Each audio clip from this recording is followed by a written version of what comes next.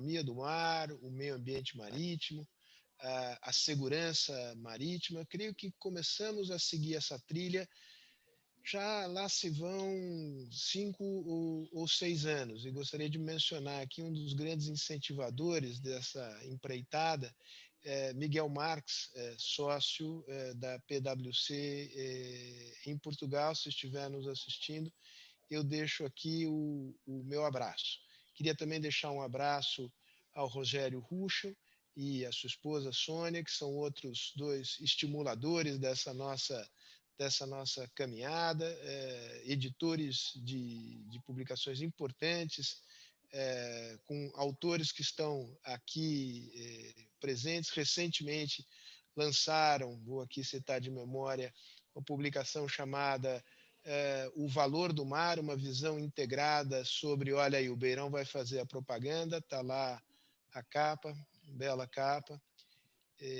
E não teria sido possível organizar essa série de seminários sem a contribuição da Academia Brasileira e também da Marinha Brasileira. Hoje aqui muito bem representada por 2 capitães de mar e guerra, que em breve eu apresentarei. Gostaria de mencionar que, certa vez, ainda como comandante da Marinha, o almirante Leal Ferreira, hoje presidente do Conselho de Administração da Petrobras, esteve conosco na Fundação Fernando Henrique Cardoso, isso no período pré-pandemia, quando nos era permitido fazer encontros de carne e osso. Por ora, o recurso que temos aqui é fazer a nossa conversa pelo Zoom. O título da palestra será objeto de uma severa crítica por parte do André Pano Beirão, que já me antecipou. Parece que a utilização do termo território marítimo será objeto aqui de um verdadeiro desmanche conceitual. Eu alego em minha defesa que eu usei esse termo com uma certa licença poética e muita ignorância assumida da minha parte. Então, Beirão, você fique inteiramente à vontade para fazer as suas considerações a respeito. Eu queria apresentar os 2 palestrantes, já fiz menção a eles. À minha direita, não sei se é a direita de vocês, André Pano Beirão, professor da Escola de Guerra Naval, pós-graduação, e coordenador do Observatório de Políticas Marítimas, CAPES, Ministério da Defesa. Doutor em Direito e mestre em Ciência Política e Ciências Navais. À minha esquerda, Gustavo Caleiro Garriga Pires, também ele capitão de mar e guerra, presumo que Beirão hoje na reserva e Gustavo ainda na ativa. Gustavo tem 30 anos de serviço na Marinha Brasileira, hoje é o comandante do Centro Integrado de Segurança Marítima, o CISMAR. Trabalhou como instrutor da Marinha Americana na base de Anápolis nos anos 2000 e tanto, e fez vários cursos no exterior e aqui dentro de especialização no tema que é hoje objeto da nossa conversa. Então, sem maiores delongas, conforme havíamos combinado, eu vou passar a palavra para intervenções iniciais. André primeiro, Gustavo depois. Me permitam, por favor, aqui o tratamento informal e me peço que também me chamem de Sérgio, sem nenhum título acrescentado ao meu nome, e peço uma pequena licença aqui para mostrar as marcas das empresas que patrocinam a programação anual de eventos da Fundação Fernando Henrique Cardoso. Gostaria de agradecer a todas e a cada uma delas pelo apoio que nos tem dado. Giovana, pode tirar agora a tela. Beirão, já tomei muito do tempo dessa conversa, os protagonistas são vocês, e eu passo a palavra e farei aqui o papel chato de controlar o tempo 10 minutos com alguma flexibilidade. Vamos em frente. Muito obrigado, Sérgio. Para mim, uma vez, é uma honra, um prazer poder participar dessa série de debates. Já estive aí pessoalmente na Fundação, participando, como você bem mencionou, de alguns debates, outros sobre o mar, um deles, inclusive, sobre economia do mar, que foi com o Miguel que participei Rogério, participamos na elaboração desse livro, que está sendo lançado agora na sua segunda edição, revisada e ampliada. Para nós foi motivo de muita satisfação, e eu vou primeiro falar a respeito disso, que quando eu concebi a ideia e a estrutura do livro, a ideia foi exatamente em falar sobre o valor do mar, não apenas sobre a economia do mar, e o valor do mar é mais do que isso para o brasileiro. Então, tem ali uma abordagem bem mais holística, bem mais abrangente sobre o quanto o mar influencia até mesmo a nossa sensação de prazer. Na hora que o brasileiro pensa em tirar férias, ele imediatamente pensa para que praia eu vou. Ele não pensa para que estação de esqui eu irei esse ano. Na hora que ele pensa, puxa, vai chegar a hora de eu virar a página na virada do ano, para que praia eu quero passar a virada do ano. Na hora que o filho passa no vestibular e ele pensa assim, puxa, eu quero fazer um jantar chique em comemoração à passagem do meu filho. Ele não pensa em escargot, ele pensa em lagosta ou camarão. Então, isso está no inconsciente, isso é que deve ser valorizado pelo mar. Então, a gente fez esse livro, a primeira edição esgotou rapidamente, foi lançado há menos de 2 anos, foi em dezembro de 2018, e tivemos que fazer, então, uma atualização dele, com dados mais econômicos, mais recentes, e fizemos esse lançamento da segunda edição. E nessa segunda edição, a gente incluiu uma sessão falando sobre segurança marítima, que é o foco do que a gente hoje vai abordar especificamente aqui nessa live. Quando eu comecei a falar, eu falei, olha, eu vou fazer uma críticazinha, porque a expressão território marítimo normalmente não é um lugar de fala que nós usamos no Brasil. Existem teóricos que falam disso, tem inclusive professores renomados, a Eliane Otaviano Martins, que é daí de São Paulo, ela usa esse conceito, ela tem esse conceito, tem outros, o Aderpal Miramatos também já usou, que é lá no Pará, na Universidade do Pará. Mas por que normalmente não é um conceito utilizado por nós?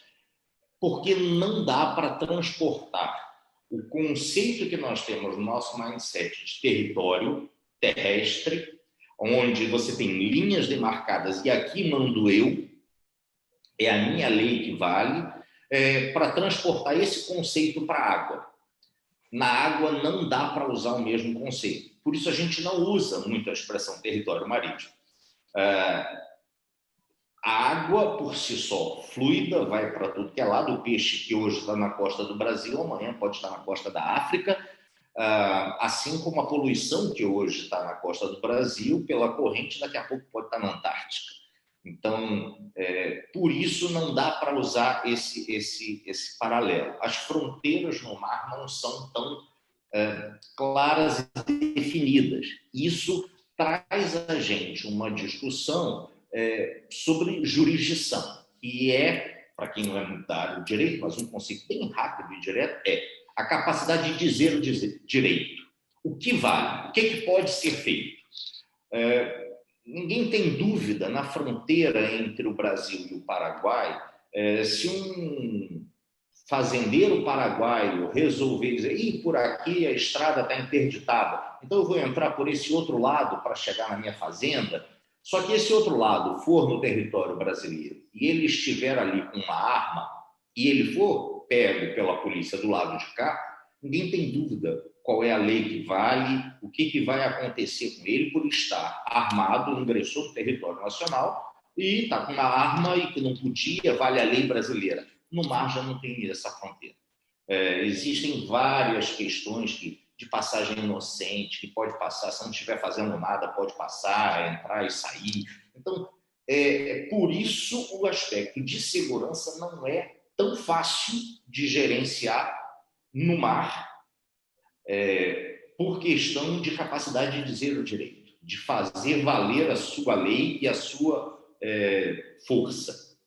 Já no território, isso é mais fácil de ser definido, em compensação, por ser aonde as pessoas vivem, e ninguém vive na água, por enquanto, ninguém vive no mar, por ser onde as pessoas vivem, ali no território, a gente tem mais problemas e vivemos mais o problema de segurança do que no mar.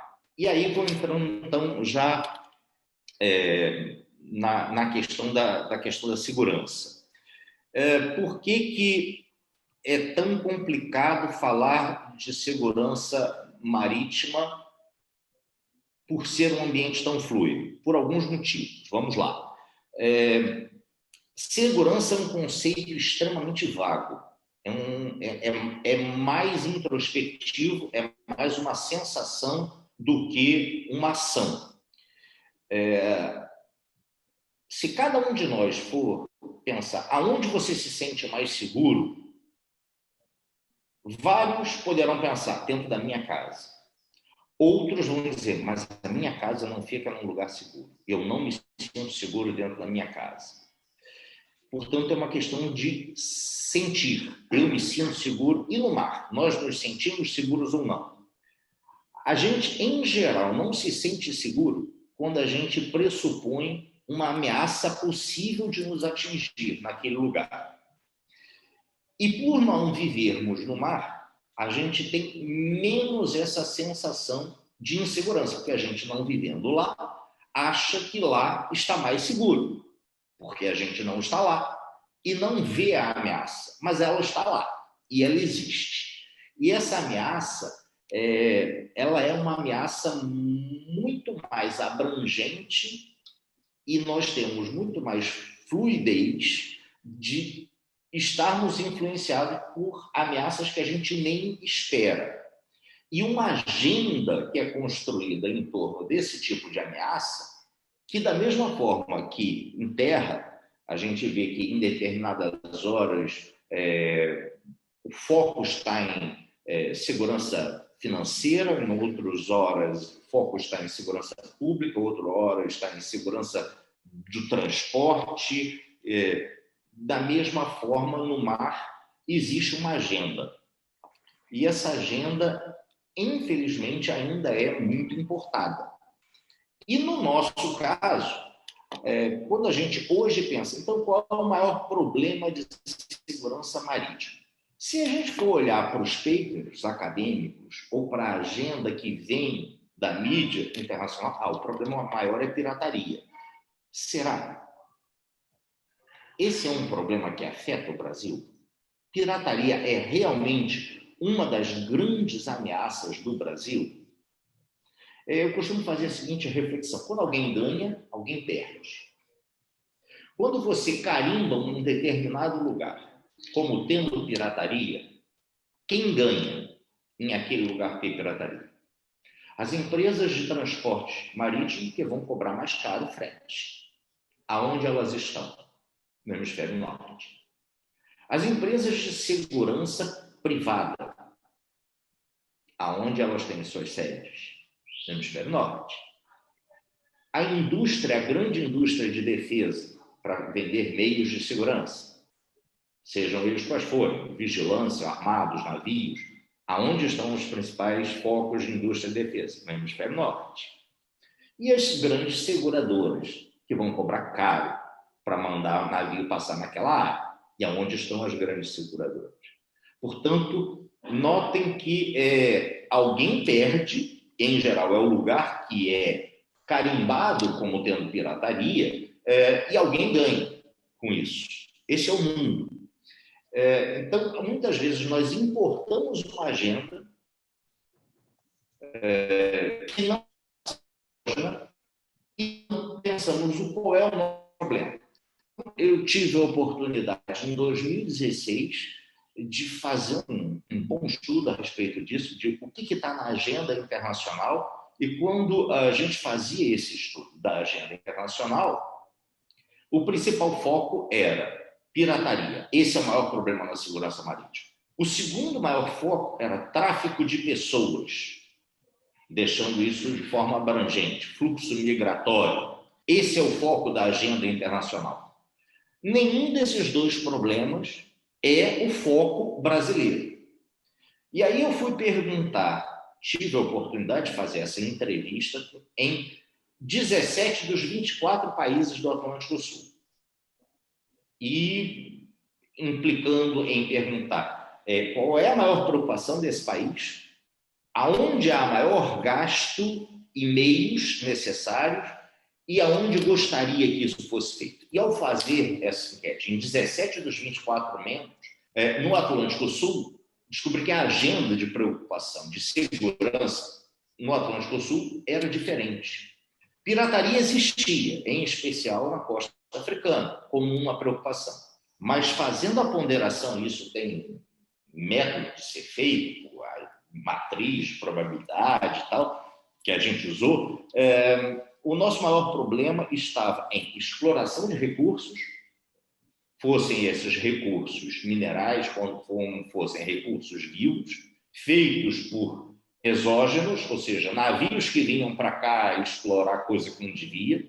Essa era uma preocupação do Atlântico Sul. A segunda maior preocupação era a possibilidade de crime ambiental, que no mundo não era a grande agenda, mas essa era uma preocupação, em geral, redundante de um outro crime, que era o terrorismo. A possibilidade de atos de terrorismo marítimo que poderiam redundar em crime ambiental. Essa era uma preocupação de Atlântico Sul típica, onde na costa americana nós temos diversas plataformas, e esse era o grande receio, um ataque a uma plataforma, e na costa africana a mesma coisa. Muita exploração de petróleo offshore, e que esse crime, assim como pesca indiscriminada, eliminação de espécies, esse era o medo da costa africana. Portanto, a gente vê que a agenda de segurança do Atlântico Sul é diferente da agenda que o mundo quer mostrar como sendo o problema de segurança marítima. Tá?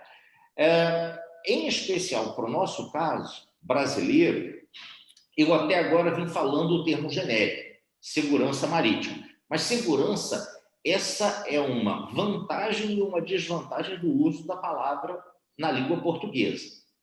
Que na língua inglesa, a gente tem o security, que é uma coisa, e o safety, que é outra coisa. Em português, nós traduzimos as duas coisas por segurança. No francês também, sûreté e o sécurité.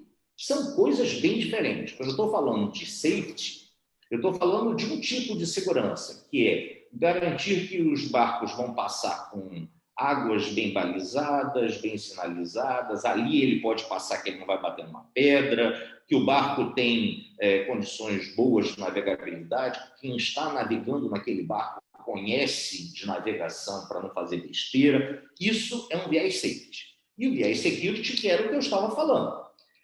Enquanto que na língua inglesa e na francesa, ou no mundo anglo-francônico, lá do norte, no espanhol nós temos a mesma questão, que é a seguridade, serve para as duas coisas.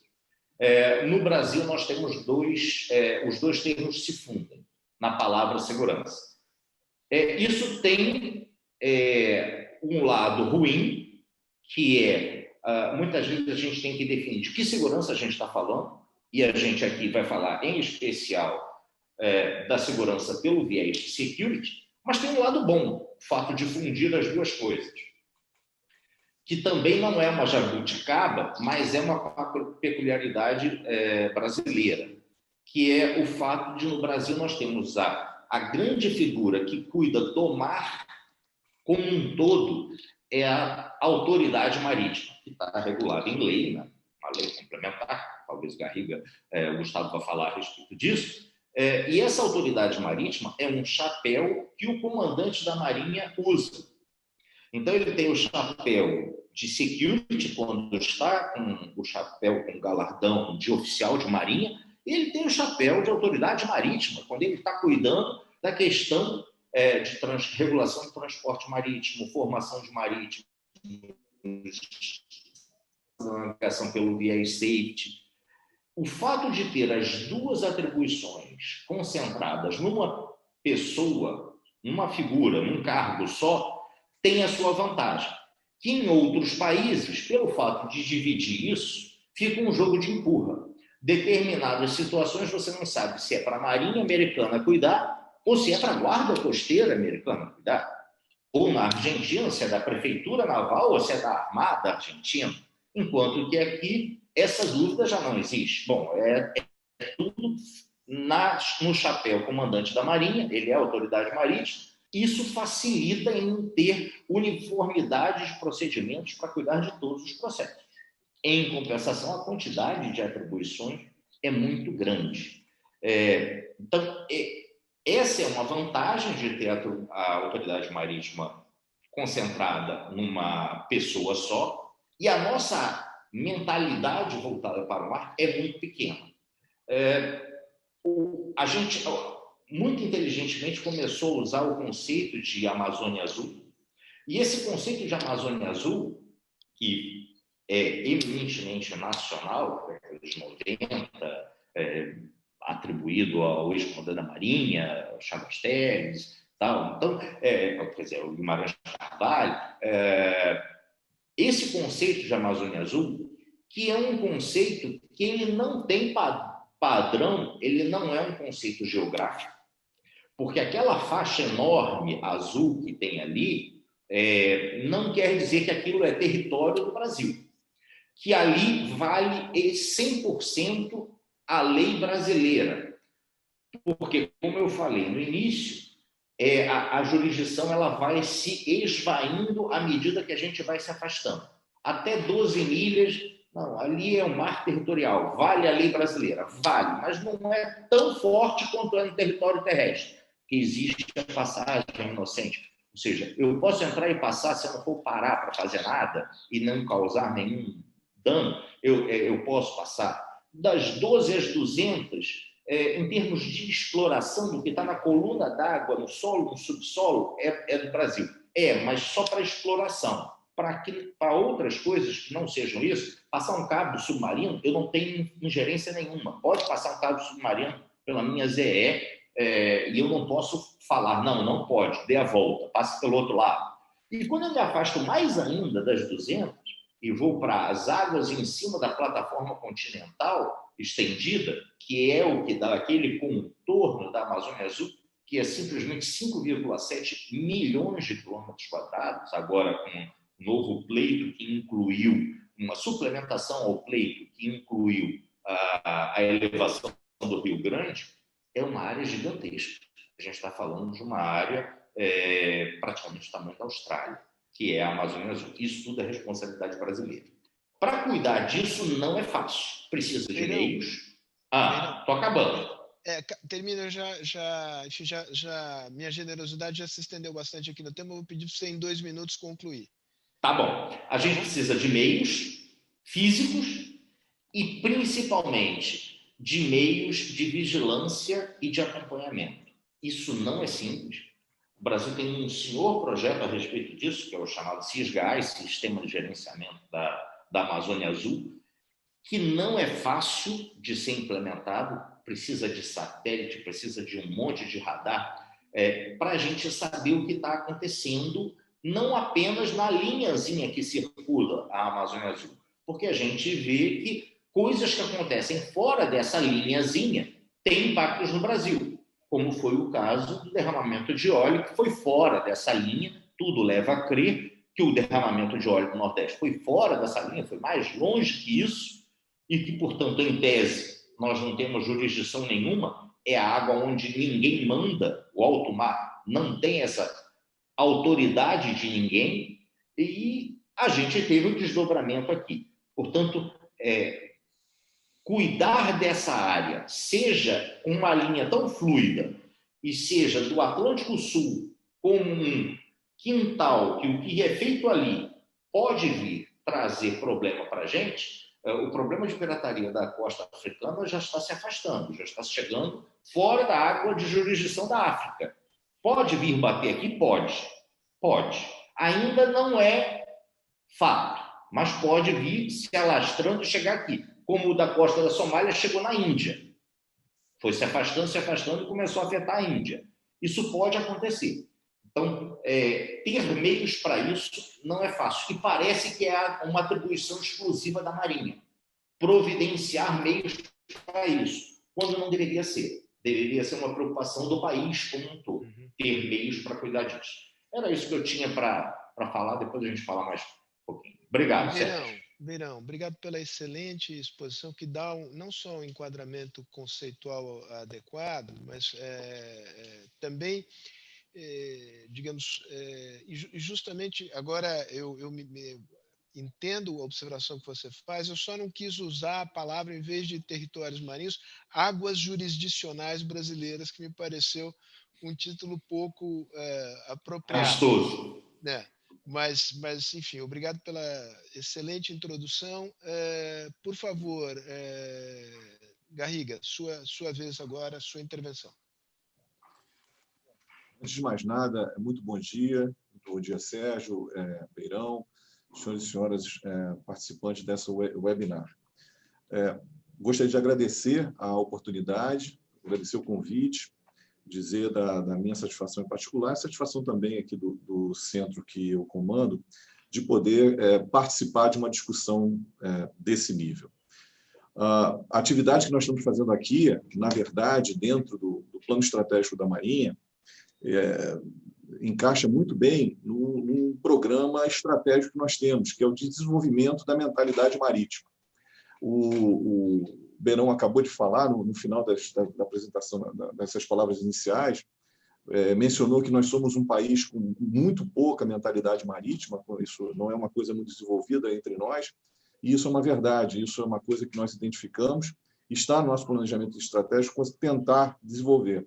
Não somente junto à nossa coletividade e falar com formadores de opinião, como esse fórum aqui é uma oportunidade ímpar, mas também com outros agentes do governo, agentes do Estado brasileiro, para chamar a atenção das atividades desempenhadas no mar, e não são absolutamente somente bélicas, né?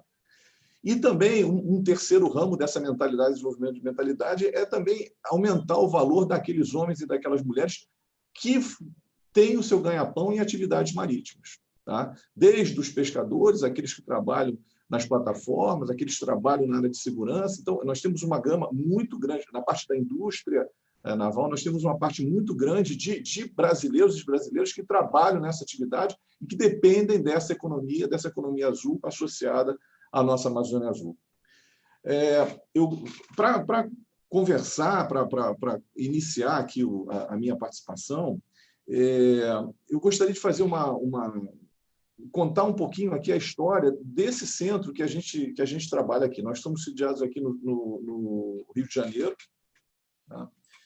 E quando a gente vai ver a história desse país, associado também à questão da nossa mentalidade, né? Nós somos um país que foi descoberto pelo mar, que solidificou a sua independência pelo mar, que teve participação importante nas duas principais guerras aí, do século passado, em que o afundamento de navios mercantes brasileiros foi um fator determinante para que a opinião pública exigisse, apoiasse a decisão do governo da ocasião de participar tanto na Primeira Guerra Mundial quanto na Segunda Guerra Mundial. E isso tudo, a Marinha do Brasil já é uma instituição mais que centenária. Ela acompanhou e participou dessas atividades. Na Primeira Guerra Mundial, mandando uma divisão naval para lutar junto ali na saída do Mar Mediterrâneo, junto à Península Ibérica, divisão naval de operações de guerra, e na Segunda Guerra Mundial fazendo um trabalho de comboio aos navios mercantes. Por quê? Porque a questão, esse caráter de comunicação pelo mar, as chamadas rotas marítimas, ou no jargão militar naval, as linhas de comunicação marítima, são fundamentais, são verdadeiras veias que levam e que trazem tudo que o país necessita. Basicamente, mais de 95% do nosso comércio exterior é feito pelo mar. Então, pegando esse exemplo histórico aí da Segunda Guerra, quando os nossos navios começaram a ser afundados na nossa costa, isso foi um ponto importante para a nossa decisão de participar.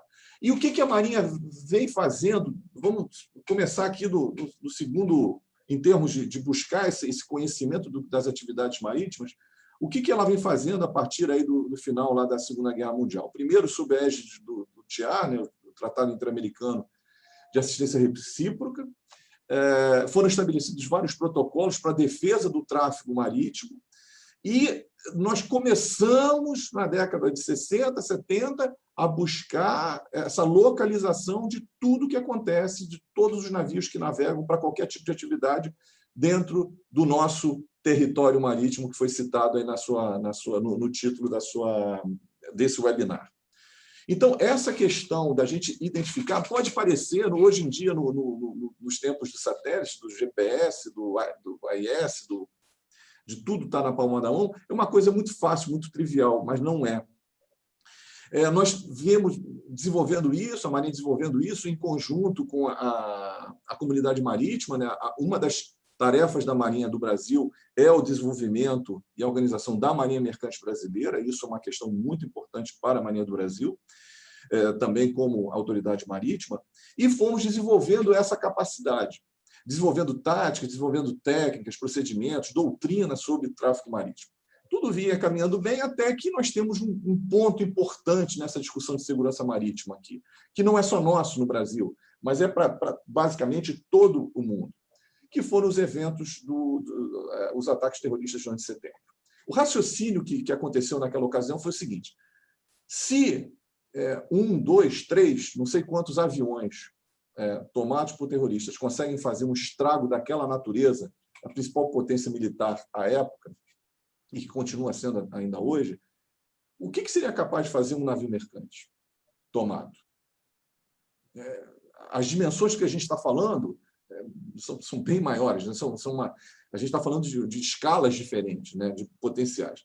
E, a partir daí, a comunidade marítima internacional, e o Brasil incluído nela, começou a desenvolver certos protocolos, certos sistemas para aumentar esse conhecimento do que acontece nas coisas marítimas. A gente usa um termo bonito, tal da consciência situacional marítima, mas, basicamente, é saber tudo o que está acontecendo no mar.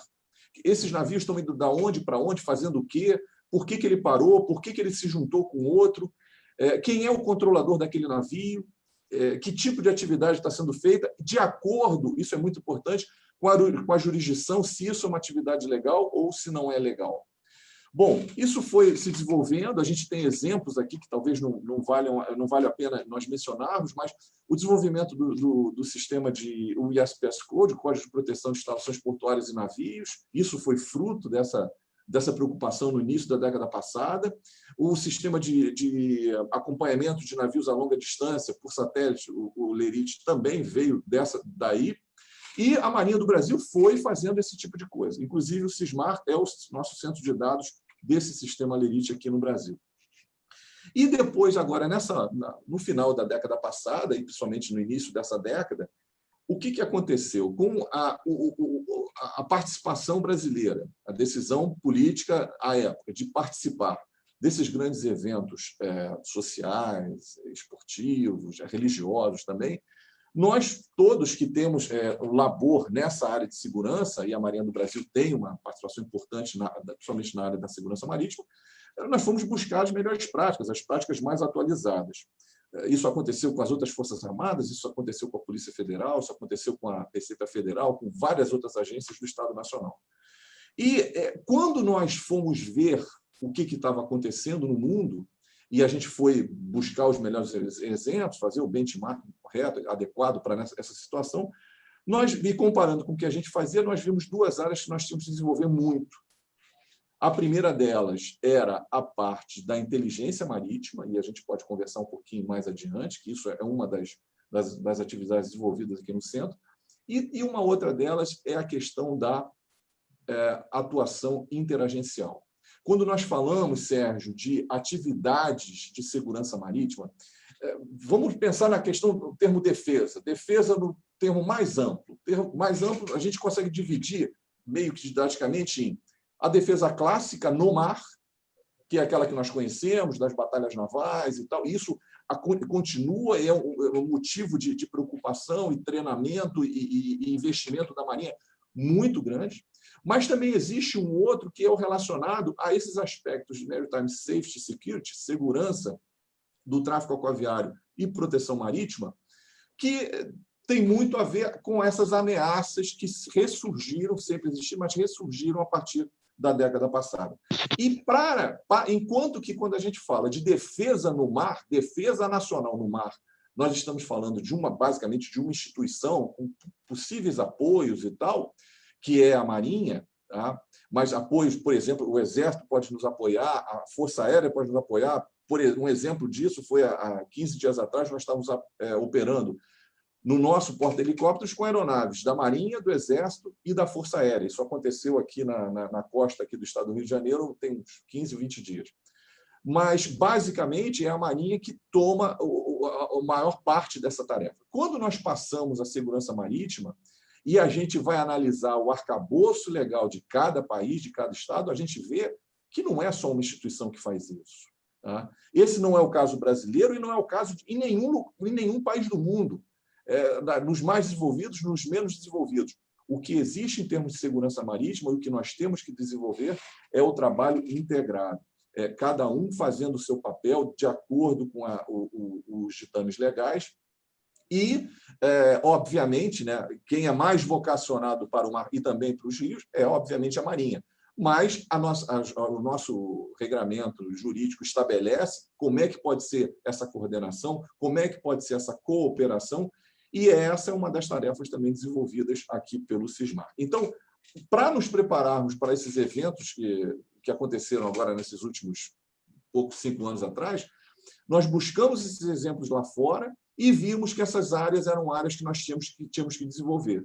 Então, a Marinha do Brasil tomou essas decisões e criou, a partir de uma estrutura anterior aqui, o nosso Centro Integrado de Segurança Marítima, que se propõe, entre outras coisas, a isso, a trabalhar ombro a ombro com as outras agências, com as outras forças e as outras agências, que têm atuação no mar. Depois, durante a discussão, se houver mais interesse, a gente pode explicitar com exemplos como é que funciona isso e que tipo de interesse no mar uma outra agência poderia ter. E existem e são obrigações legais também para eles.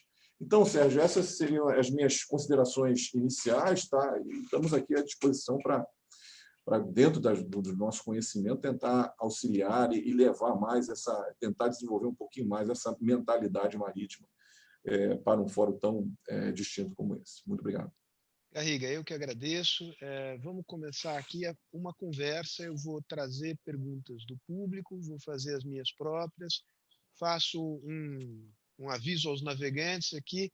Eu, em homenagem à Marinha, vim para a praia. Então, se houver alguma falha de conexão aqui, vocês debitem na conta aqui da provedora da Praia Vermelha do Sul, em Ubatuba, né? Mas se está chovendo, como só ia acontecer aqui no litoral norte de São Paulo, mas espero que a nossa conversa possa fluir à vontade. Botei também aqui uma humilde camiseta branca aqui, que era do que eu dispunha aqui em homenagem à Marinha. As perguntas que me surgiram aqui dizem respeito, usando a terminologia da agenda utilizada pelo Beirão, dizem basicamente respeito à capacidade nossa de resposta a acidentes ecológicos, né, ambientais, como está muito fresco na memória de todos o episódio de 2019 do derramamento de óleo, e também a questão, digamos, da proteção dos recursos, sobretudo dos recursos naturais, da exploração de petróleo e gás em águas profundas, no pré-sal, digamos, para além das 200 milhas em particular. Essas são perguntas que me foram feitas, eu não vou dizer quem fez qual, mas Vinícius Fernandes, Walter Telsch, João Correia. Eu queria que vocês abordassem esses dois grandes desafios, prevenção e resposta a acidentes ecológicos e segurança das nossas plataformas de petróleo e gás. Qual é a nossa capacidade de vigilância e de intervenção na hipótese de ocorrência destes eventos? Começo pelo Beirão e depois o Garriga responde. Bom, vamos lá. Por isso que eu fiz aqui uma introduçãozinha. Para o crime ambiental, Eu vou usar o seguinte paralelo. Tem uma frase famosa de Nimitz, que inclusive está lá na parede do Centro de Jogos de Guerra da Escola de Guerra Naval, que era... Faz a citação completa, porque acho que nem todo mundo tem a referência clara. Tá, o almirante Nimitz, da Marinha Americana, tem uma frase dele que está retratada na parede do Centro de Jogos de Guerra da Escola de Guerra Naval, que é: tudo que aconteceu na Batalha Naval do Pacífico foi testado. O que não foi imaginado era o kamikaze. O kamikaze é algo que fugiu à regra e que, portanto, não foi pensado antes, e contra ele teve que se atuar na hora. O crime ambiental, eu vou fazer esse paralelo. Até agora, se imaginava em crime ambiental eu sei qual é o agente, aonde ele praticou o crime, e a gente vai tentar limitar o dano desse crime. Se partia praticamente todos os testes e programas e planos de contingenciamento em eu sei aonde é a origem e quem é essa origem, e, portanto, o como atuar era assim. A ocorrência que aconteceu em 2019 fugiu a essa regra, foi um kamikaze, que é: eu não sei quem é o agente e nem onde foi esse agente. E eu só constato o dano muito tempo depois, porque as correntes são lentas, muito tempo depois do dano poder ter sido feito. Não foi aquele navio que quebrou e começou a vazar óleo e que eu rapidamente sei aonde está o navio, quem está vazando óleo e como conter. Aquele foi um crime que foi o kamikaze na questão ambiental e que fez ter que se repensar. O problema é, principalmente, se isso ocorrer além das 200, além das nossas capacidades de dizer o direito, no alto mar. Se esse crime, e tudo, as investigações levam a crer, ocorreu a 850 quilômetros, que foi o que a COP e os diversos institutos acadêmicos fizeram previsões, olha, ocorreu aqui quase 2 meses antes da gente chegar a ter o óleo na praia, e foi fora da jurisdição. O que fazer? Muito pouco. Em termos legais, muito pouca coisa pode ser feita. Em termos de reparação, pouca coisa pode ser feita. Em termos de cobrar do agente causador, primeiro eu tenho que descobrir quem é esse agente causador. Então, não é tão simples de ser feito. Portanto, a melhor forma de prevenir esse tipo de coisa é com meios de vigilância. E esses meios de vigilância são meios físicos, são meios magnéticos, ou seja, usando todo o espectro de radiações satelitais para saber quem está onde, que era o que o Garriga estava falando. E que não dá para falar assim, não, eu só tenho que me preocupar dessa linha para dentro, porque a coisa pode acontecer fora daquela linha e a consequência ocorrerá do lado de cá. Então, para o crime ambiental, a ocorrência de 2009 foi um segundo kamikaze, porque o primeiro kamikaze, que também não foi pensado, por sinal, está no Globo de hoje, no jornal Globo de hoje, falando: tragédia em Mariana, poluentes ainda chegam ao mar. Também não se pensou que um crime ambiental feito lá dentro, lá em Minas Gerais, fosse causar tanto dano na água. Até hoje, Abrolhos está sofrendo consequências da tragédia de Mariana. Então, fruto dessas ações inesperadas, como foi o 11 de setembro, citado pelo Garriga, é que fazem com que a gente precise de repensar cada vez mais meios físicos e meios de inteligência, também citado pelo Garriga, para saber o que está acontecendo em cada lugar. Beirão, deixa eu te propor dividir essa... Deixa eu te propor dividir essa discussão em dois. Vamos voltar para o Garrido para digamos, enfrentar até o final o problema ambiental. Depois a gente vai para a questão que não é inteiramente desconexa das plataformas de petróleo e gás. E aí eu queria te ouvir, Garriga, sobre o que a Marinha aprendeu, porque a Marinha teve que responder, digamos, uma vez acontecido o acidente. Depois, com a chegada das manchas de óleo aqui, a Marinha assumiu o comando das operações. Acho que é um bom episódio para refletirmos sobre essa capacidade que temos aqui de coordenação maior ou menor entre agências do Estado brasileiro para enfrentar este problema. Qual é a tua avaliação deste episódio e, no marco mais geral, deste tipo de problema que pode vir a se repetir?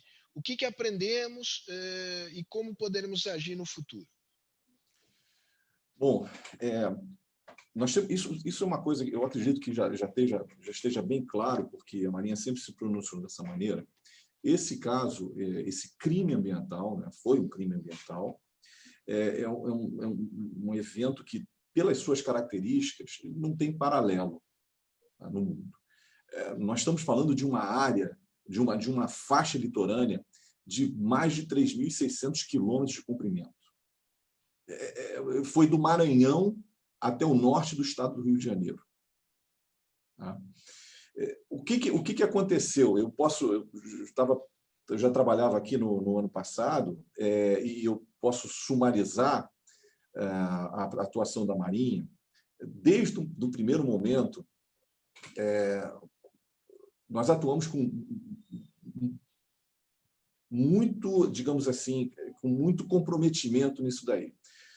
Os nossos esforços no início, eles estavam, obviamente, né, tentar prevenir a chegada do óleo, né, nas praias, e isso tudo a gente tem que lembrar que foi paulatino nesse desenvolvimento, e, ao mesmo tempo, a investigação, apoiando a investigação do inquérito policial que foi aberto pela Polícia Federal, com certas capacitações técnicas que a Marinha tem. Então, a gente pode imaginar também, de uma maneira didática, pensar que a Marinha atuou aquilo que apareceu mais na mídia, que foi ali na praia, junto com as agências, junto com o IBAMA, ICMBio, secretarias estaduais, municipais de meio ambiente, voluntários, muitos voluntários, e usando a capilaridade da Marinha e das Forças Armadas, no Exército Brasileiro também nos apoiou bastante, para reagir rapidamente a essa chegada do óleo e tentar limpar da maneira mais efetiva. E não somente tirar da areia, né, tirar ali da vista,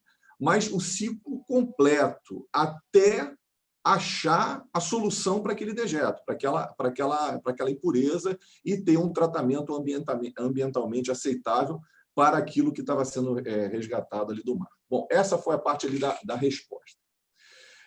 A parte da investigação, a Marinha terminou o seu inquérito aqui também cerca de 1 ou 2 meses e passou esses dados para a Polícia Federal para a conclusão do inquérito que está sendo desenvolvido lá por eles.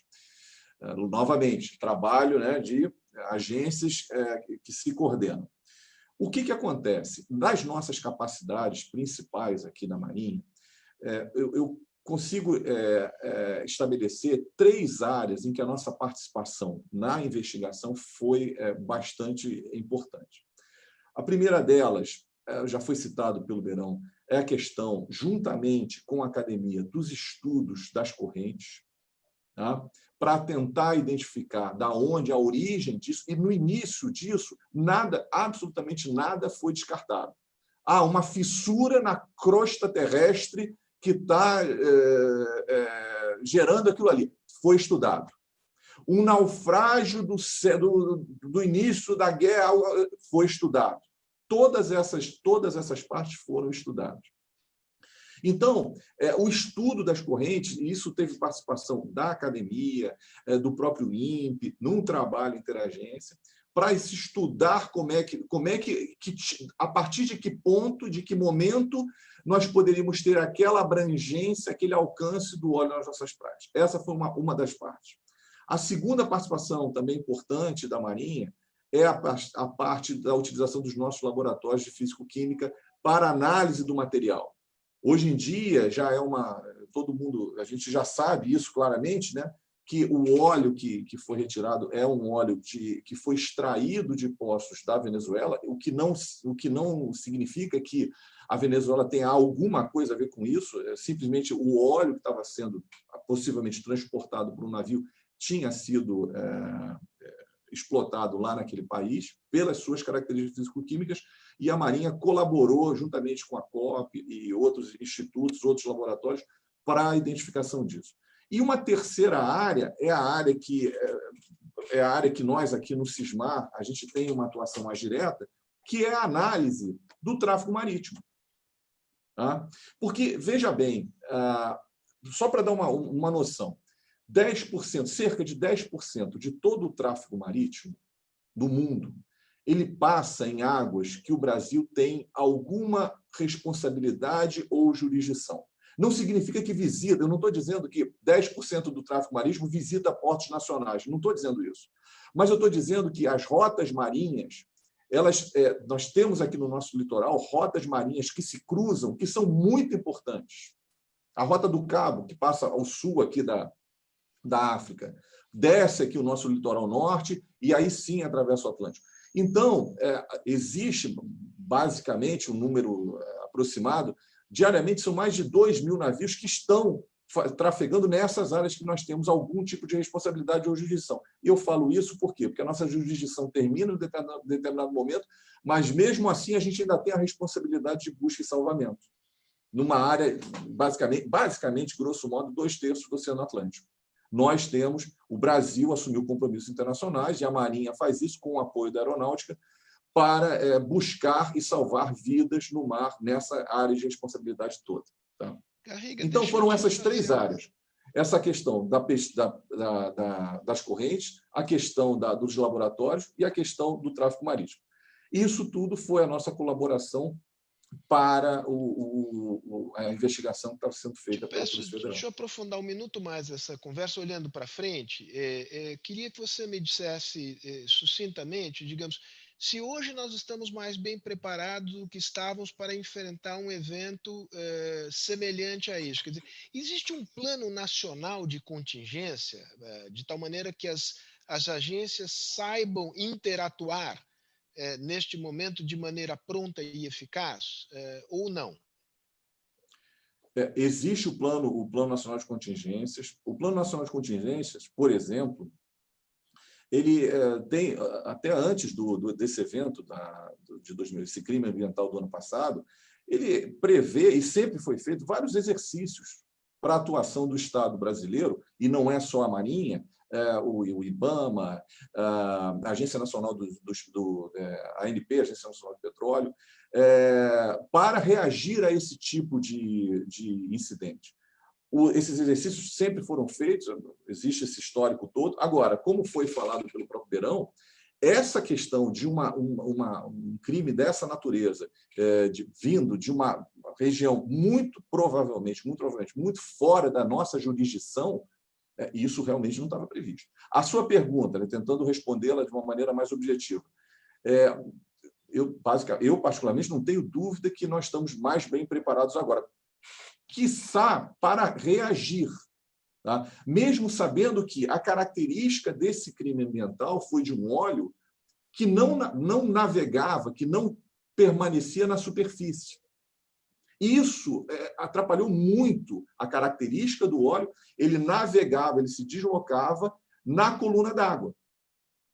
Então, a detecção desse tipo de coisa é muito mais difícil. Mas, hoje em dia, nós estamos mais capazes, em termos de sistemas ativos, primeiro, em termos de sistemas colaborativos do tráfego marítimo, sem dúvida nenhuma, e também com sistemas ativos, já com algumas iniciativas na área de radar e também com sensoriamento remoto, buscando imagens de satélites, trabalhando nelas para identificar isso daí. Então, a resposta no entendimento que eu tenho para esse problema é que sim, nós estamos numa preparação melhor do que a gente estava no ano passado. Legal. Não sei se o Beirão quer concluir alguma coisa aí. Beirão, vamos continuar aqui, porque, digamos, o meio ambiente aqui mobilizou muitas pessoas. João Correia me pergunta aqui sobre o conhecimento que a Marinha tem, a possibilidade de implantar o que ele qualifica aqui de o modelo norueguês. Basicamente, o modelo norueguês é em que o setor privado tem uma participação ativa nesses processos de vigilância, intervenção, de tal maneira a dar resposta eficaz a acidentes ambientais no mar. Como é que você avalia essa questão, digamos, do entrosamento Estado brasileiro e setor privado no que diz respeito a esta capacidade de resposta a acidentes dessa natureza? Houve uma mobilização espontânea da sociedade na costa, etc., mas a referência aqui, obviamente, digamos, é algo mais organizado, estruturado e permanente. Vamos lá. Um pouquinho antes disso, eu também vi uma outra pergunta que chegou para mim aqui. O que o Brasil poderia fazer, então, em termos legais, em se descobrir foi o navio X de bandeira Y no lugar tal, esse lugar fora da jurisdição brasileira, onde, portanto, não é a lei brasileira que fala. O que o Brasil poderia fazer? Muito pouca coisa em termos legais. Mas o que pode ser feito é uma grande mobilização internacional, e nesse momento está sendo feita uma discussão de uma convenção nova que poderia vir responder a isso, que é a BBNJ, a biodiversidade além da jurisdição nacional, e que um crime desse tipo ataca exatamente essa questão da biodiversidade. Então, essa seria uma alternativa política internacional de tentar regulamentar para que qualquer Estado, e o Brasil viveu isso, que sofra esse tipo de situação tenha um respaldo internacional para enfrentar legalmente esse tipo de ameaça. Em termos de... Só um minuto. Com isso, você respondeu na mosca a pergunta de José Alves Bento. Pode seguir. Tá. E aí, indo à questão da parceria entre o público e o privado. Isso é algo que o Brasil está avançando, e eu acho que isso está um pouquinho mais lento do que deveria, porque nós vivemos uma época onde toda a atividade de exploração, a não ser a pesca, era feita pela Petrobras, e a Petrobras, como uma empresa estatal, acabava confundindo um pouco o Estado como um todo só que cuida dali. E não se pensava muito no parceiro privado, aquele. Não, esse é privado mesmo, não é uma empresa estatal, é uma empresa e que deseja fazer esse determinado tipo de coisa, e que, para tanto, tenha incentivo estatal para fazê-lo e parceria estatal em eu posso prover determinadas vigilâncias e seguranças em proveito do país. Em compensação, o país pode me prover de determinadas garantias para eu fazer o meu serviço bem feito, sem correr risco de ser atacado ou de ter um dano naquilo que eu estou fazendo. Essa é uma discussão que ainda não avançou. Eu acho que isso tem avançado no instante em que a Petrobras cada vez mais tem tido plataformas, um navio ou uma grande plataforma hoje fazendo exploração offshore é quase que um microcosmos, é quase que um microglobo, porque tem bandeira de uma nacionalidade, seguradora de outra nacionalidade, o armador daquela embarcação de outra nacionalidade, e inúmeras nacionalidades de pessoas trabalhando ali. Então, aquilo é um micromundo em questão de nacionalidades e jurisdições concorrentes e complementares ali. Isso precisa ser melhor gerenciado quando você coloca o interesse privado. É mais fácil quando você bota. Não, está numa empresa estatal, é mais fácil. Fácil.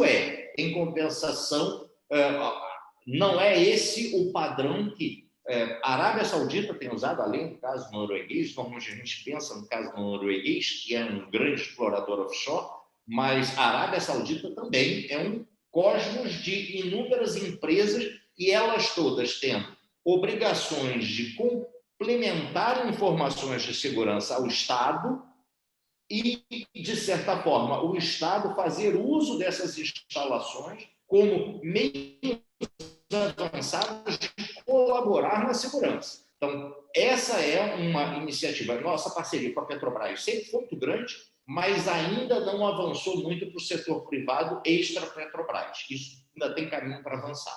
Essa é a minha visão. Muito bem. Aproveitando que estamos falando de Petrobras, vamos transitar para a segunda questão, que é a questão, digamos, da proteção dos nossos campos de exploração de petróleo e gás offshore a grande distância da costa, né?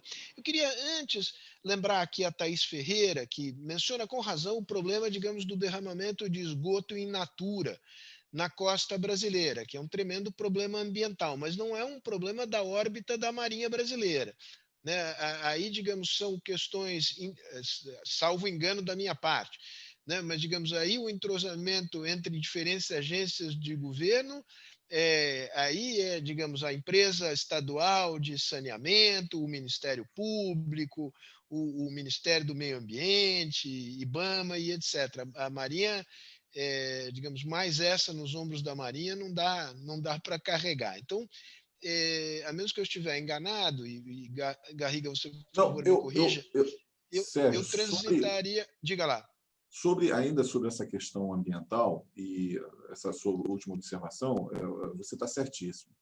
Mas essa questão da nossa participação, da participação da Marinha em eventos ambientais, essa preocupação, isso aí é de muito tempo. Obviamente, o Brasil inteiro viu esse problema, começou não, mas teve essa noção com esse grave crime de 2019, mas agora mesmo esse ano, 2020, nós tivemos um afundamento lá, um problema, até mesmo para voltar àquela discussão de safety security, um problema de navegação de um navio muito grande transportando minério de ferro, saindo lá do Maranhão, que encalhou e ficou numa situação bastante difícil em termos de recuperação. Isso foi num banco de areia a cerca de 100 quilômetros da costa do Maranhão, o risco ambiental era muito grande, era considerável.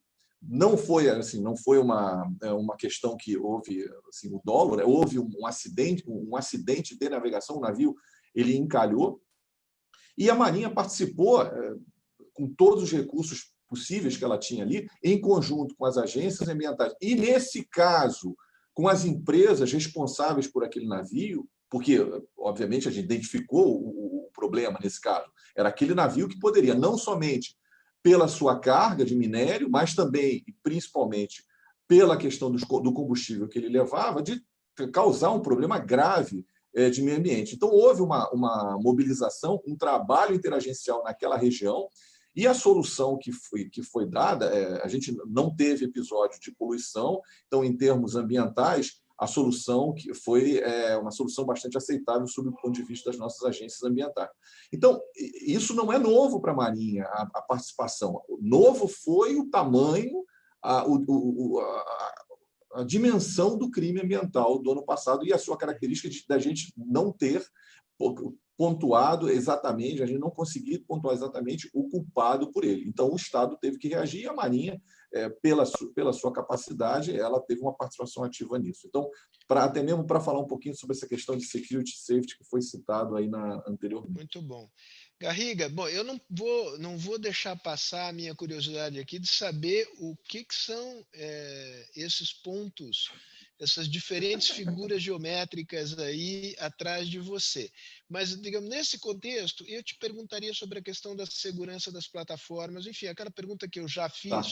Mas eu gostaria especificamente que você refletisse sobre a oportunidade e conveniência da modernização da frota de submarinos, em particular dos submarinos a propulsão nuclear.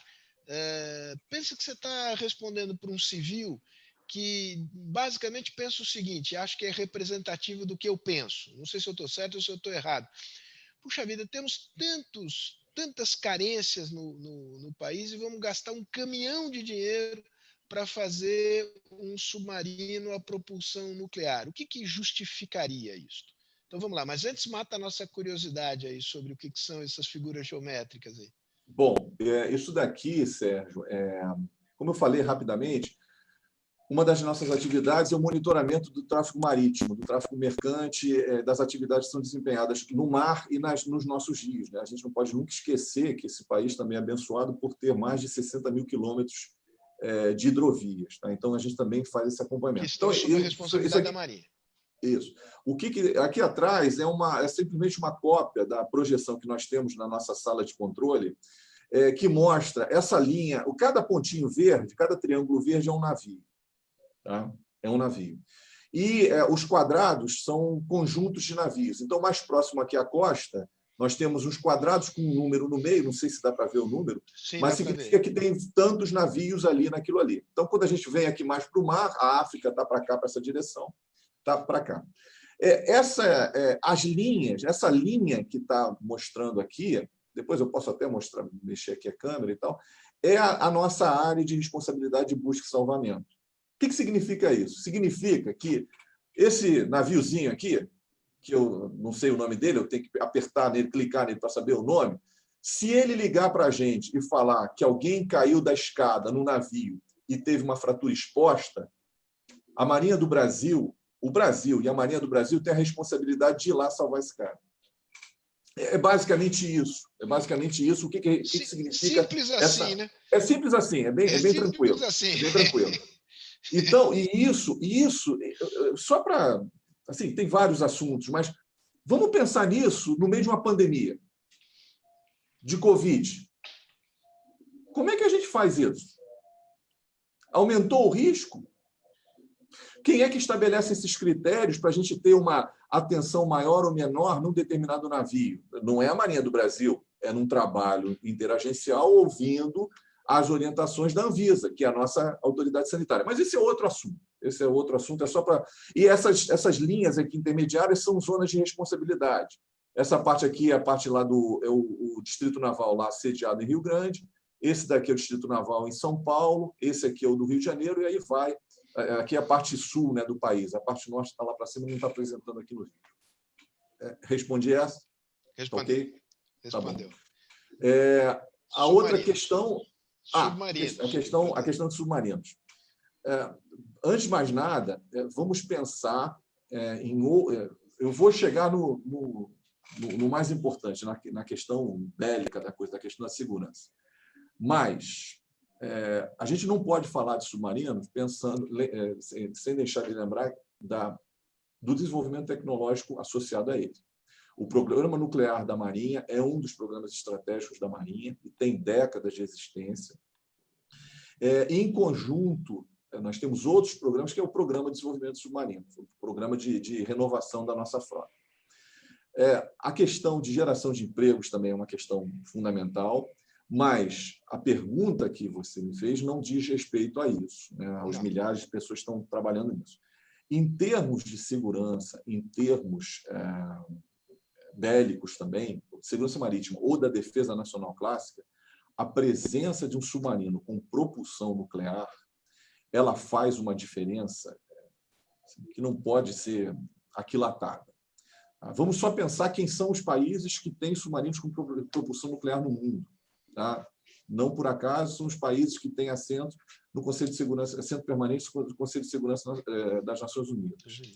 Então, em termos, se a gente sair do nível político, sair do nível estratégico e ir para o nível operacional, o nível tático, a presença daquele submarino, por exemplo, numa região de plataformas que a gente... Vamos lembrar que 95% do óleo, do petróleo que a gente extrai nesse país vem do mar, vem das nossas bacias petrolíferas. A presença de um submarino desse, com a capacidade de ocultação, com a capacidade de movimentação em altas velocidades, isso, em termos de defesa, faz toda a diferença. E nós temos exemplos recentes, né, em termos aqui históricos recentes, no que aconteceu com guerras travadas há pouco tempo atrás, né? A Guerra das Malvinas, por exemplo. O que significou um submarino de propulsão nuclear, um submarino de ataque, naquelas águas próximas às Ilhas Malvinas Falkland? O que significou isso no desenrolar da Guerra das Malvinas? Isso significou muita coisa.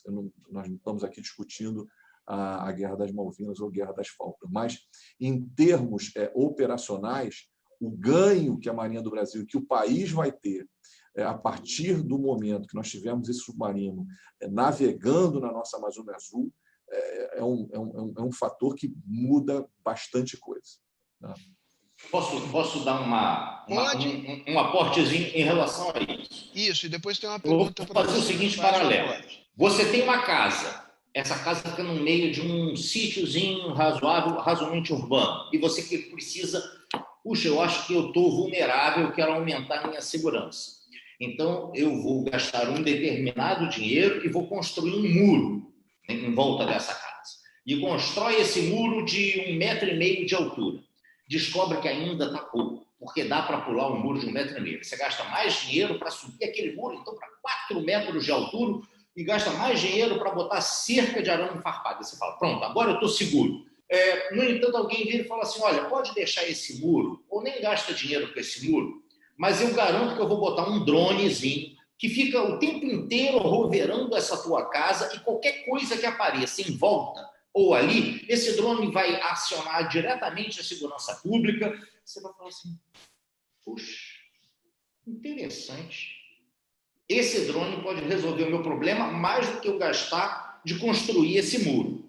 Uma das maiores dificuldades, por que o submarino é uma arma de guerra tão temível? Porque ele é muito difícil de achar.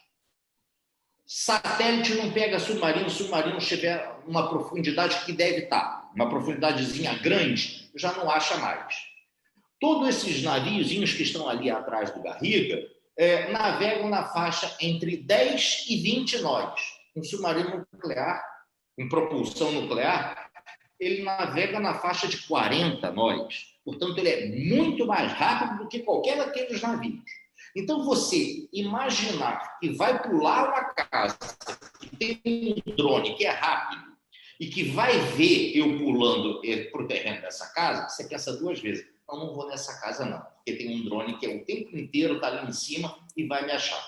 Então, fazer qualquer coisa numa água dessa, onde eu sei que tem um submarino que é rápido e que eu não sei onde está e que pode estar por ali, evita um monte de gente a pensar em, não, ali eu não vou aprontar porque eu sei que podem me pegar.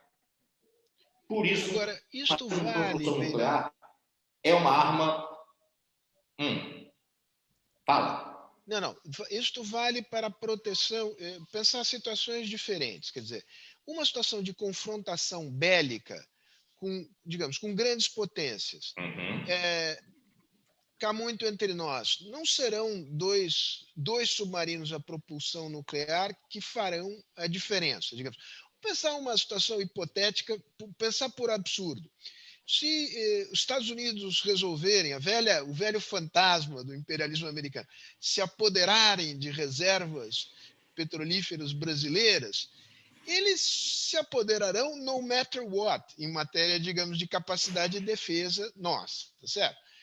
É um cenário impensável, mas, digamos... Agora, o submarino ele é eficiente para proteger plataformas contra o quê? Ataques terroristas, ataques de piratas. Aí não, digamos, não se está tentando matar passarinho com tiro de canhão? O raciocínio que eu estou fazendo tem procedência ou não? O submarino ele não é para ficar navegando em volta das plataformas e proteger a plataforma. Certo. Ele tem uma função mais geral. Isso. Agora, se eu sei que o dono dessas plataformas tem um submarino que é rápido pra caramba e que pode estar ali fora, a ameaça para essa plataforma, ela chega em forma de uma lanchinha, de um barco ou de um navio, ou de uma aeronave. Se for aeronave, tem meios de vigilância aérea que podem resolver isso. Se for por meio embarcado, a possibilidade de chegar uma ameaça numa plataforma submarina é muito remota.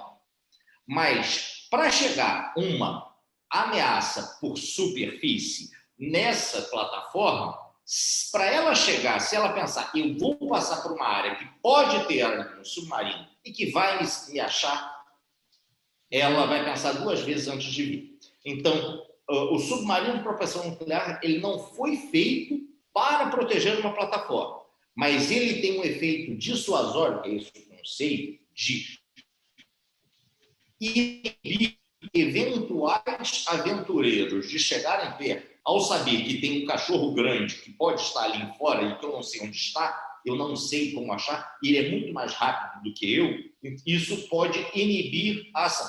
Nem sempre a ação de segurança que você faz é uma ação visível e que, olha, eu criei a cerca, eu botei o muro, às vezes ela sendo invisível, ela pode ter um efeito dissuasório muito maior, como é o caso do submarino nuclear.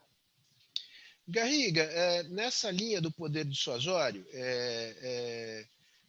qual é o poder dissuasório de que dispõe a Marinha Brasileira para inibir, coibir pesca ilegal nas águas jurisdicionais brasileiras? Se é que este é um problema relevante.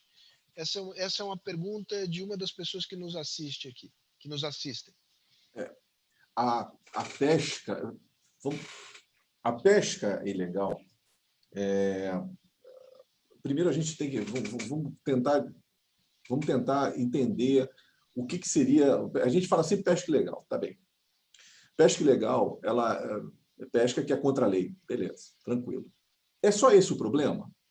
A pesca que é feita numa área de proteção ambiental, isso é pesca ilegal? É disso que a gente está falando? Só? A pesca, ela pode ser ilegal, tá? Estou falando das pescas contrárias, né? Ela pode ser não declarada. O que é não declarada? É numa área em que existe um limite de captura, a empresa, o sujeito capturar 10 e o limite são 3, por exemplo. Uhum. E ela pode ser não regulamentada. O que seria uma pesca não regulamentada? É uma pesca feita numa área em que não existe uma lei, não existe uma jurisdição e que ela está sendo feita de uma maneira em que a gente consegue entender, os cientistas, o pessoal que trabalha nessa área consegue entender que não é a pesca está sendo feita de uma maneira que a conservação da espécie não vai ser possível. Então só para a gente ampliar, clicar nessa questão da pesca ilegal e abrir essas outras áreas. Sem dúvida. A questão da nossa atuação, obviamente, a Marinha do Brasil está preocupada com todos esses tipos de problemas. Mas nós temos uma atuação dos órgãos ambientais, nacionais e também estaduais, municipais, muito maior junto à costa. Muito maior junto à costa. Uma atuação que é importante, que nesse exato momento, né, nesse momento que nós estamos falando, tem gente, no limite da nossa jurisdição. Existe uma linha traçada no mapa, só isso, né? Obviamente não tem nenhum marco físico, que é de 200 milhas, basicamente até 200 milhas náuticas, que dá 370 quilômetros da costa. O país costeiro, no nosso caso o Brasil, ele tem exclusividade para exploração econômica, que é a chamada Zona Econômica Exclusiva. Tá? Então, pescar dentro dessa área só pode ser feito ou por nacionais ou então por alguém autorizado por autoridade nacional. Como é que a gente mantém isso? Como é que a gente verifica se isso está sendo cumprido? Nós temos, obviamente, sistemas colaborativos, sistemas de detecção, sistema de detecção satélite, imageamento radar, sensoriamento óptico, isso tudo tem, mas o fundamental realmente é a presença. Como é que é a presença? Que tipo de embarcação? Porque, obviamente, evidentemente que é isso. Vou brincar um pouquinho aqui. Para isso, submarino não serve. Quer dizer, até serve, Sérgio. Até serve. Mas até serve, por exemplo, isso já é feito em outros países. Só para dar um exemplo, são muitas áreas. Mas, por exemplo, um submarino, com a sua ocultação, consegue fazer trabalhos de inteligência importantíssimos. Tá bem. Ele pode chegar, simplesmente fotografar ter os dados de todos aqueles navios ali, qual é o navio, qual é a bandeira daquele navio, aquele navio de que país. Ele pega essa informação toda porque ninguém está vendo ele. E isso acontece. E rápido.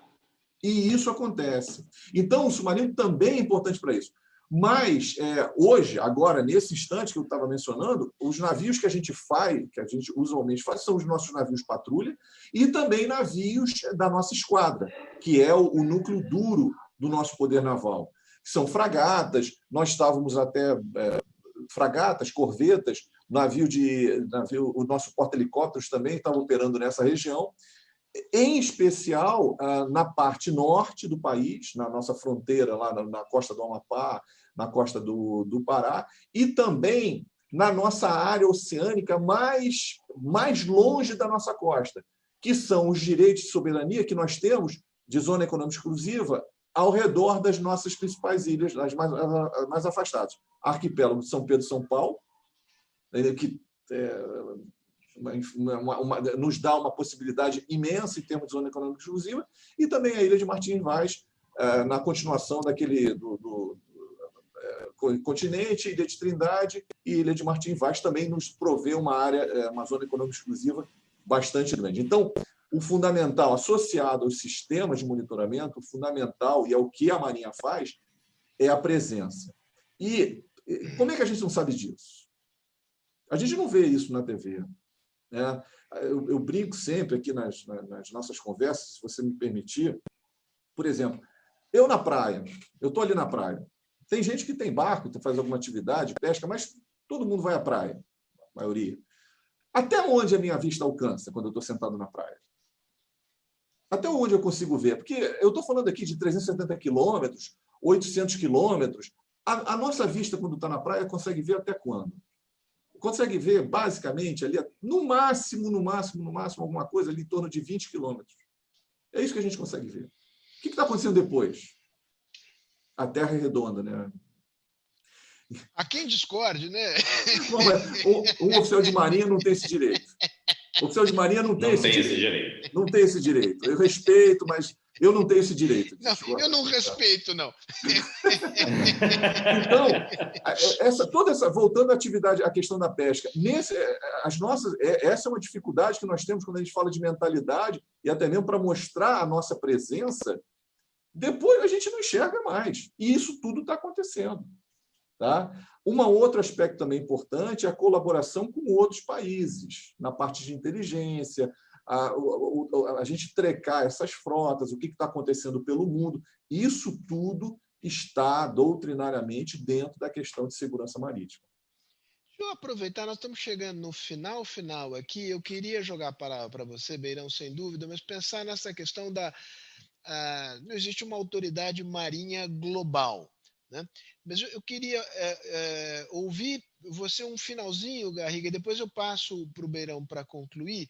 Quais são os protocolos que regem essa cooperação internacional e, na prática, se as relações do Brasil são fluidas da Marinha Brasileira, se tem uma intensa cooperação, se tem frições, se tem problemas. Depois eu queria jogar para concluir para o Beirão, para olhar essa questão da jurisdição, para olhar aquilo que está para além da nossa plataforma continental, que é uma nova fronteira de regulação internacional. Há uma disputa geoestratégica em torno dos recursos dos fundos marinhos, dos oceanos, se eu estou usando a terminologia correta. Nós não vamos poder aproveitar, aprofundar essa questão agora, Beirão, mas essa é para estender a fronteira do nosso olhar aqui. O feliz de quem consegue ter visão de 20 quilômetros da praia. Eu, quando chego a 2 quilômetros, me dou por satisfeito. Mas, Garriga, tua consideração sobre a questão da... Beirão, se você me permite, eu vou responder essa parte das relações internacionais, depois você... Sim, essa é a ideia. As relações internacionais, assim, para nós, a atividade, as marinhas, a gente costuma até dizer, né, que elas até se parecem, né? Assim, os uniformes que a gente veste não é à toa. Existe uma similaridade muito grande entre o nosso meio de vida também. Então, o relacionamento internacional que nós temos, não somente como Marinha de Guerra, mas também como autoridade marítima, é uma parte importante da nossa instituição. Eu posso dar aqui vários exemplos, né? A coisa é efetivamente muito fluida. A nossa participação no estrangeiro, no exterior, seja em missão de paz, como a que nós atuamos lá na costa do Líbano, nesse momento com uma fragata, com um navio nosso, e também com o comando da Força Tarefa Marítima. A nossa participação em outras iniciativas globais de segurança marítima, como, por exemplo, no Chifre da África, a questão da segurança ali do Golfo de Aden, que é uma parte fundamental do tráfego marítimo internacional. Nós participamos naquela iniciativa também, que é multinacional, né? São vários países trabalhando lá. E também aqui no nosso entorno estratégico, seja tentando desenvolver e fazendo atividades dentro da ZOPACA, né, a Zona de Paz e Cooperação do Atlântico Sul, com os nossos vizinhos aqui lindeiros no Atlântico Sul, não só na América, mas também na África. E aqui, em relação ao Cone Sul, só para dar um exemplo disso, como é a fluidez, nessa organização que eu trabalho aqui, nesse exato momento, trabalham também um capitão de mar e guerra da Armada Argentina e um capitão de mar e guerra da Armada Paraguaia. E nós estamos esperando o uruguaio, que ainda não chegou por conta da pandemia. Então, porque essas atividades, elas são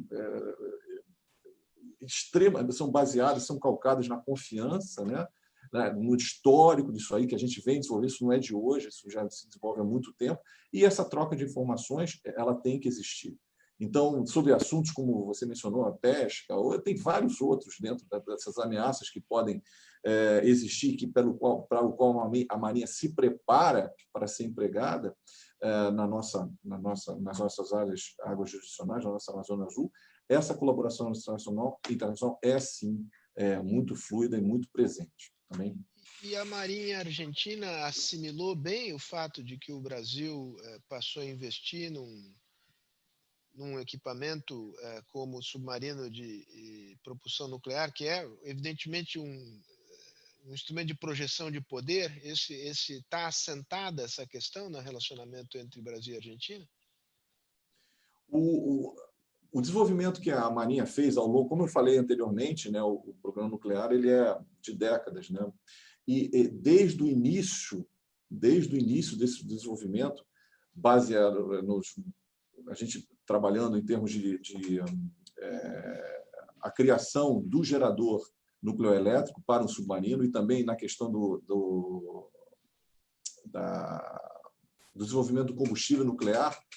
Desde o início, esse desenvolvimento para fins pacíficos ele foi aberto no que era possível aos nossos vizinhos. Então, a resposta que eu tenho é que sim, e essa questão é uma questão bastante... Não é nem questão de ser pacificada, porque não existe coisa a ser pacificada, mas existe também todo um conjunto de salvaguardas, de acordos binacionais, multinacionais, para o controle, né, desse desenvolvimento. Então, a resposta é sim, não existe esse tipo de problema, não. Muito bom. Beirão. Vamos lá. Vou só pegar um ganchozinho do que o Garriga começou a falar, que rivalidades políticas existem, mas parceria entre marinheiros superam elas. O homem do mar, ele é companheiro por natureza, porque ele sabe da dificuldade que é estar na água. Então, entre a cooperação entre instituições marinhas, sejam elas de guerra ou mesmo mercantes e competidoras e no campo comercial, a cooperação é muito grande. Então, no ambiente marinho rege uma cooperação muito maior do que no ambiente terrestre. Em termos de jurisdição, o mar, que é 70% da crosta, foi a última região a ter algum nível de regulação. Todo mundo achou que quando vinha a Convenção das Nações Unidas de 82, de Montego Bay, isso estava resolvido e agora todo mundo vai saber, esse cantinho aqui é a minha lei, sou eu que posso explorar, e que estava pacificado. Não foi bem assim. Primeiro que foi uma convenção discutida num contexto de 73 a 82, Guerra Fria na veia, e que, portanto, a questão security era um assunto que não vamos entrar nesse assunto. Security ficou de fora, não foi uma questão discutida nessa convenção. Foi muito mais safety e uso pacífico do mar, porque era possível de se ter numa mesma mesa sentada russo e americano, do que a questão de security, onde um lado, quando queria A, o outro queria não A. Então, security ficou de fora. Não existe essa autoridade marítima global e deixaram de fora de regular o que pode e o que não pode ser no mar, grande parte desse meio, que é o alto mar. Aquilo que os estados podem tomar conta, seja no caso do Brasil e África, é um cantinho. O meião ficou sem dono e não tem esse dono. E esse dono é tão difícil de se nascer, já foi tão difícil nascer aquela convenção, que, por exemplo, essa convenção que eu citei, que é para cuidar da biodiversidade, ela foi aprovada no dia 24 de dezembro de 2017, às 17h30, na Assembleia Geral. Quem está sentado na Assembleia Geral das Nações Unidas, às 17h30 de um dia 24 de dezembro? Foi a única forma de aprovar e chamar essa convenção, porque até então os grandes impediam que a votação ocorresse, porque é muito mais fácil não estar regulado. Não existe ainda essa autoridade. Nessa convenção tem um rodapé, a possibilidade de criação de uma autoridade para cuidar do mundo. São 3 anos de discussão, estamos no 3º ano, que parou tudo por conta da pandemia. Pode nascer uma autoridade marítima? Os drafts que estão sendo discutidos até o momento indicam que não. Os grandes, na hora que viram que chamaram para a convenção, sentaram à mesa e falaram assim, isso a gente não pode permitir. Ter uma autoridade que vai cuidar da água, não. Então, não tem previsão de termos algo como uma autoridade marítima global. Não tem organização para nascer para cuidar da água. Portanto, a biodiversidade continuará sendo à mercê de quem pode e a proteção de quem se ajuda. Daí a importância dos diversos mecanismos de cooperação, sejam interagenciais dentro do país, sejam internacionais, de tentar manter aquela região minimamente sabendo o que alguém está fazendo em que lugar. Porque uma grande autoridade para tomar conta não há previsão. Bom, sintomaticamente, como me lembra aqui o ministro Jobim, os Estados Unidos sequer internalizaram no direito nacional americano a Convenção do Mar, né, de 82. Né? Bem, senhores, olha, eu aprendi imensamente. Foi um grande gosto passar aqui 1h30, um pouco mais do que isso, conversando com ambos. Eu saio daqui com a sensação de que temos muito mais a aprender sobre esses diversos assuntos que estão conectados e que estão sob a responsabilidade da Marinha Brasileira. É que eu faço essa menção porque, de fato, a tarefa da Marinha não é simples e é fundamental que ela seja mais bem conhecida pela sociedade brasileira. Nós conhecemos o litoral, mas não conhecemos o mar. Esta imagem que nos foi feita aqui pelo Gustavo, acho que ela é muito feliz. O nosso olhar, o olhar do cidadão brasileiro, termina a poucos metros da praia, né? E as águas jurisdicionais brasileiras se estendem para muito mais além, seja por razões jurídicas, geopolíticas e ambientais. Este é um ambiente ao qual nós estamos conectados. Então, o melhor que podemos fazer é conhecê-lo mais. Esse é o papel da Fundação Fernando Henrique Cardoso, é propiciar o debate que esclarece a opinião pública, as pessoas, a respeito dos desafios do Brasil, que não são simples. Né? Termino dizendo isso, quer dizer, é fácil criticar, sobretudo quando não se tem noção da complexidade das tarefas que incumbem às instituições do Estado brasileiro. É claro que a crítica é fundamental, ela é parte do debate democrático, ela é um elemento essencial da democracia, mas precisa ser uma crítica embasada no conhecimento, porque senão ela passa a ser uma crítica superficial e algumas vezes leviana, porque ela pressupõe que quem tem esta responsabilidade não a executa bem porque é relapso. Não é verdade. É porque às vezes os problemas são muito complexos e os meios não são suficientes. Então, olha, parabéns, Garriga, pelo seu trabalho, parabéns, Beirão, pelo seu trabalho e pela sua disponibilidade de compartilhar o imenso conhecimento que você acumulou na teoria e na prática. Então, um grande abraço a todos e vamos voltar ao tema do valor do mar nas diversas dimensões que ele tem. Esse é um compromisso da Fundação Fernando Henrique Cardoso. Então, mais uma vez, um grande abraço e fiquem bem. Um abraço, muito obrigado. Um abraço grande. Muito prazer, muito obrigado.